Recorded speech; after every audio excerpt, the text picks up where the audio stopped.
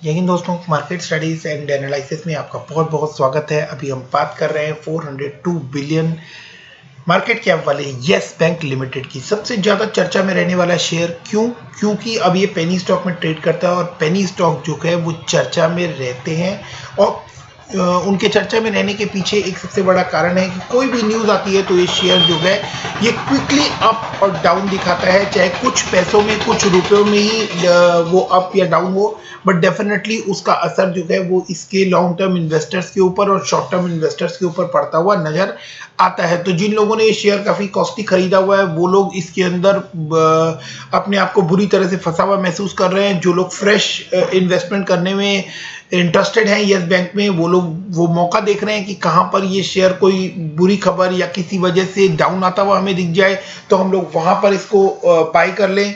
और जो swing trader होते हैं वो ये मौका तलाशते हैं कि किस तरह से इस शेयर में 1 या 2 रुपए की कमाई हो जाए। तो इंट्राडे वाले जो हैं वो अलग ही उनका मूवमेंट होता है और वो इंट्राडे की मूवमेंट ट्रैक करके इसमें पैसा बनाने की कोशिश करते हैं। तो इस तरह के शेयर में हम लोगों को किस तरह से आगे बढ़ना चाहिए, आज हम लोग इसको लेके बात करेंगे। बट उससे पहले मैं आप लोगों को ये बता देना चाहता हूँ कि यस बैंक से जुड़ी एक अच्छी बड़ी खबर मैं आप लोगों के लिए लेकर आया हूँ, जो मैं आप लोगों के साथ शेयर करता हूँ। और आप लोग अपने एनालिसिस जो है वो साथ में कंप्लीट कीजिए और समझने की कोशिश कीजिए कि क्या ये न्यूज़ जो है ये आने वाले टाइम में इस बैंक को एक पॉजिटिव अप साइड दिखाने के लिए दमखम रखती है। But definitely in my view ये जो न्यूज़ निकल कर आ रही है, जो नया अपडेट यस बैंक में निकल कर आया है, ये एक बहुत पॉजिटिव साइन है।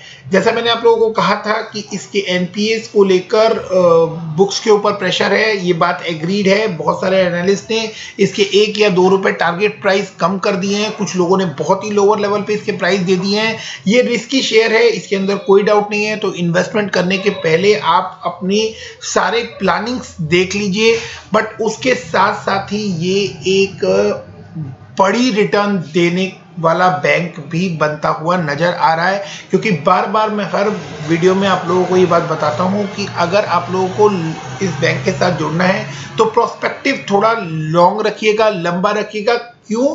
क्योंकि यस बैंक जैसे बैंक जो है वो जिस तरह से इम्प्रूव करने की कोशिश कर रहे हैं और प्रशांत कुमार जिस तरह के काम करने की कोशिश कर रहे हैं, उसके साथ आप लोगों को आने वाले टाइम में इस बैंक में सडन चेंज होते हुए भी दिख सकते हैं। ऐसी ही एक न्यूज़ निकल कर आ रही है जो क्विकली मैं आप लोगों के साथ शेयर कर देता हूं। तो वो न्यूज़ जो है वो कल रात को आई है और वो न्यूज़ है कि yes banks yes MSME initiative ensure business have all round financial support. तो ये कल रात 9:21 माफ कीजिएगा 9 मार्च को 2021 को ये न्यूज़ निकल कर आ रही है। और ये क्या न्यूज़ है इसको हम लोग पढ़ने और समझने की कोशिश करते हैं। With A contribution of nearly 1/3 of India's economy and creating about 11 crore job, India's micro small and medium enterprise sector is a key element in the country's growth story. Simple शब्दों में कहें तो 11 करोड़ जॉब क्रिएट करते हैं जो micro small and medium enterprise होते हैं, जो 100 करोड़ से अंदर की कंपनीज होती हैं। ऐसी कंपनीज को अब यस बैंक फोकस कर रहा है कि ऐसी कंपनीज को ऑल राउंड फाइनेंशियल सपोर्ट किस तरह से दिया जाए, और इसके लिए उन्होंने यस एमएसएमई की शुरुआत की है।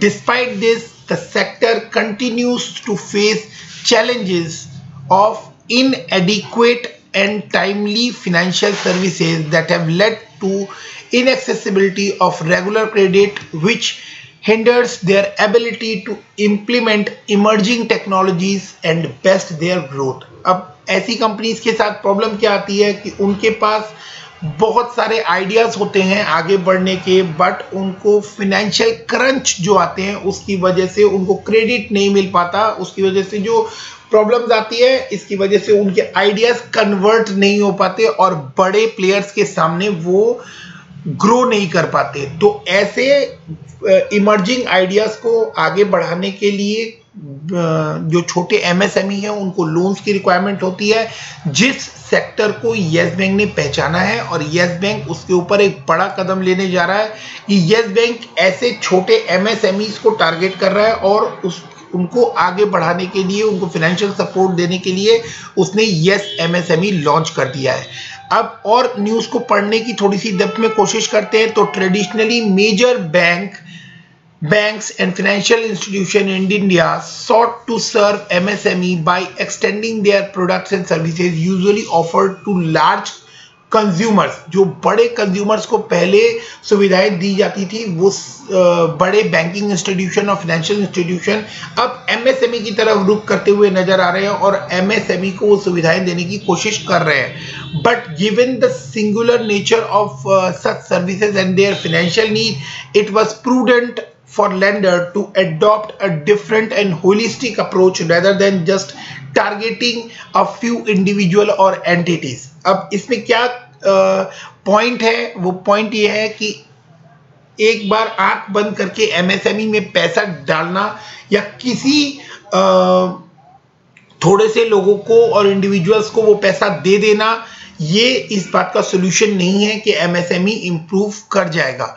प्रॉब्लम ये है कि वहां पर एक ही नेचर के बिजनेसेस हैं तो उसके अंदर आपको ये करेक्ट वे में चूज करना पड़ेगा कि आपको किसको और या पूरे बिजनेस को जो है वो डेवलप करने के लिए और फाइनेंशियल नीड को फुलफिल करने के लिए आप लोगों को फंडिंग करनी पड़ेगी।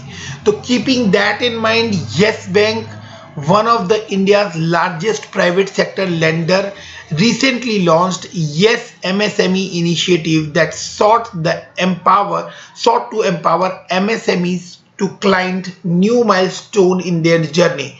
अब जो छोटे एमएसएमई हैं उनको यस बैंक ने माइंड में रखते हुए ये इनिशिएटिव लिया है और उनको एम्पावर करने के लिए MSME to clinch new milestone, MSME नए पड़ाव की तरफ आगे बढ़े और उसको नए पड़ाव की तरफ बढ़े, उसके लिए एमएसएमई ने ये नई शुरुआत की है। The product proposition aims to ensure the speedy and easy access of fund. जैसे कि बड़े कॉर्पोरेट हाउसेस को क्रेडिट लिमिट्स या आप कहें कि और जो बैंक गारंटीज होती हैं और जो बड़े लेवल पे जो क्रेडिट सप्लाई होती है उस तरह का कुछ प्रोडक्ट कर्टेल करके ये न्यू एमएसएमई के लिए लेकर आए हैं। The product proposition aims to ensure speedy and easy access of fund, मतलब अब इजीली एमएसएमई को फंड्स अवेलेबल होंगे और उसके लिए उनको बहुत ज़्यादा एफर्ट्स या बहुत ज़्यादा पेपर वर्क या इस तरह के जो कॉम्प्लिकेटेड क्रेडिट लेने के लिए जो काम होते हैं वो शायद ना करने पड़े। इसके लिए यस बैंक जो है वो कमिटेड दिखाई दे रहा है। इफेक्टिव डिसबर्सल, जैसा मैंने आप लोगों को कहा कि डिसबर्सल को लेकर बहुत सारी प्रॉब्लम्स होती है। किसी भी कोई भी एमएसएमई जब बैंक के पास लोन लेने जाता है तो उसको बहुत सारे पेपर वर्क्स और बहुत ज़्यादा कॉम्प्लिकेटेड फॉर्म्स एंड एवरीथिंग वहाँ पर भरने पड़ते हैं। तो उस चीज को ईज आउट किया है यस बैंक ने और वो एमएसएमई के लिए अप्रोचेबल बनाने की कोशिश कर रहे हैं। तो effective disbursal and encourage entrepreneur to maximise their growth potential. जैसा मैंने आप लोगों को कहा कि जो छोटे बिजनेसमैन होते हैं उनके पास आइडियाज बहुत बड़े होते हैं, but because of financial crunch, आप कहें कि पैसा ना होने की वजह से लेमैन लैंग्वेज में उनके वो आइडियाज जो हैं वो उसी लेवल पे दम तोड़ देते हैं या बड़े बिजनेस हाउसेस के सामने वो टिक नहीं पाते। तो ऐसे ग्रोइंग आइडियाज को, ग्रोथ पोटेंशियल को सपोर्ट करने के लिए यस बैंक आगे आया है by helping them borrow, save, simplify, partner and protect them self. तो thought of its offering, the bank seeks to support manufacturers। Bank इसमें किसको सपोर्ट करने जा रहा है? तो जो छोटे मैन्युफैक्चरर्स होते हैं बेसिकली उनको सपोर्ट करने की कोशिश कर रहा है। Those in service industry, wholesalers जो होते हैं जो सामान को बड़े लेवल पे लेकर स्टोर करते हैं, ट्रेडर्स, रिटेलर्स, प्रोफेशनल्स में डॉक्टर्स, इंजीनियर्स और आप कहें तो बाकी जो फाइनेंशियल सर्विसेज देते हैं ऐसी फर्म्स भी हो सकती हैं। Among others, here is a closer look at which of these segment services। तो मैन्युफैक्चरर्स को ये देंगे सर्विसेज इनके फोकस में रहेगा। रिटेल सेक्टर जो है उसको ये लोग आगे फोकस में रखने वाले हैं। रिटेल सेक्टर में जो पॉइंट निकल कर आ रहा है उसमें लिखा है कि for a segment that has highest consumer facing exposure, yes bank has sought to roll out products and services that which ease out burden of payment and receivable with the curated offering 4-in-1 point sale solution, receive remote payments by POS through SMS Pay। तो इस तरह के support जो हैं वो retailers को ये देने जा रहे हैं जिसमें उनको पैसा मिलने से लेकर आगे पेमेंट करने तक उनको सुविधाएं दी जाए, उनको यूपीआई आईडी दी जाए, क्यूआर बेस्ड पेमेंट का माहौल जो है सेटअप जो है वो प्रोवाइड किया जाए और उनकी जितनी भी प्रॉब्लम्स है पेमेंट और रिसीवेबल्स से रिलेटेड उसको लेकर इन्होंने एक स्पेसिफाइड ऑफरिंग प्रोवाइड करने की कोशिश की है। होलसेलर और रिटेलर जो कि किसी भी कंट्री के बिजनेस के बैकबोन्स होते हैं उनको इन्होंने टारगेट किया है। आगे जो प्रोफेशनल्स होते हैं जैसे मैंने आप लोगों को कहा कि उनको लेकर भी बैंक आगे बढ़ने की कोशिश कर रहा है। और आप देखें तो 60+ expert on Udyam registration, company setup, sales and marketing, accounting among others. मैंने आप लोगों को कहा अकाउंटिंग फर्म्स जो हैं और जो छोटी कॉर्पोरेशंस हैं उनके लिए भी बैंक ने आगे टारगेट किया है। तो ये एक बहुत बड़ी न्यूज निकल कर आ रही है और अकॉर्डिंग टू मी ये यस बैंक के लिए बहुत ही पॉजिटिव रहने वाली है। और इसके बाद यस बैंक जो है वो आगे आप लोगों को टर्न अराउंड लेता हुआ दिखाई देने वाला है। तो प्रॉब्लम क्या हो रही है यस बैंक के साथ कि नेगेटिव न्यूज को बहुत ज्यादा हाइप दिया जा रहा है और पॉजिटिव न्यूज जो बड़े स्टेप्स हैं वो दिखाई नहीं दे रहे हैं, बिकॉज कि इसके अंदर ऑपरेटर ड्रिवन गेम भी चल रहे हैं। लोग जानबूझ के नेगेटिव न्यूज फैलाकर इस शेयर को तोड़कर नीचे ही लेवल पर रखना चाह रहे हैं और कुछ लोग इसके टारगेट प्राइस को कम कर देते हैं जिसकी वजह से रिटेल इन्वेस्टर जो है वो पैनिक में आकर अपने शेयर को सेल कर देता है और उसके बाद लोअर लेवल पे आने के बाद वो लोग बड़ी हैवी बाइंग करते हैं। जैसा मैंने पीछे वीडियोस में आप लोगों को बताया कि एनएससी में इसके ऊपर 50% से ऊपर डिलीवरी उठाई जाती है और रिटेल इन्वेस्टर्स इसको बेचकर ये समझता है कि वो लॉस से बाहर आ गया। तो अगर आपको यस बैंक जैसे शेयर में इन्वेस्ट करना है तो आप लोगों को मैनेजमेंट का लॉन्गर टर्म प्रोस्पेक्टिव देखना पड़ेगा, समझना पड़ेगा और ये वो लॉन्गर टर्म प्रोस्पेक्टिव है। अब इसमें जो एक पॉइंट डिस्कस करने वाला है, समझने वाला है, वो ये है बीइंग एन एनालिस्ट कि यस बैंक जब एमएसएमईज को लोन देगा तो उसका कॉर्पोरेट को लोन देने से क्या डिफरेंस है।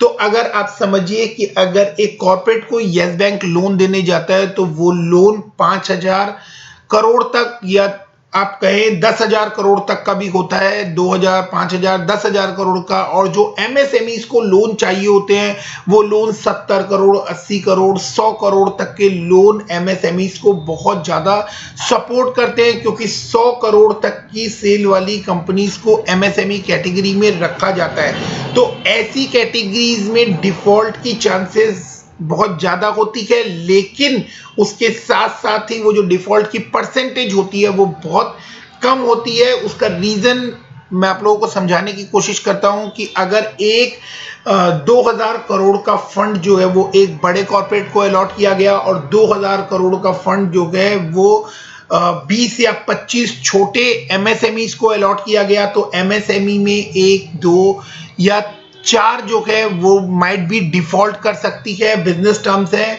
अप्स एंड डाउन्स लगे रहते हैं तो माइट भी 1-2 फर्म्स डिफॉल्ट कर जाए, बट बाकी फर्म्स जो है वो बैंक को टाइमली रीपे करने की कैपेबिलिटी रखती हैं। बट कॉर्पोरेट के केस में ये है कि अगर एक कॉर्पोरेट ने टाइमली पेमेंट करना बंद कर दिया तो उसका इतना बड़ा इंपैक्ट पड़ता है कि बैंक जो है वो दिवालियेपन की कगार पर भी आ जाता है। तो यस बैंक का ये इनिशिएटिव समहाउ बहुत पॉजिटिव नजर आ रहा है, बट साथ साथ में बैंक को ये भी देखना पड़ेगा कि वो लोन किसको और कैसे प्रोवाइड करते हैं, क्योंकि सबको ये लोन नहीं बांटा जा सकता है। तो बैंक को लोन डिस्ट्रीब्यूट करने के समय बहुत ही केयरफुली और बहुत ही ध्यान से ये लोन जो है वो आगे प्रोसीड करने पड़ेंगे, सो दैट कि इनकी रिकवरी भी इतनी ही ईज आउट वे में हो पाए।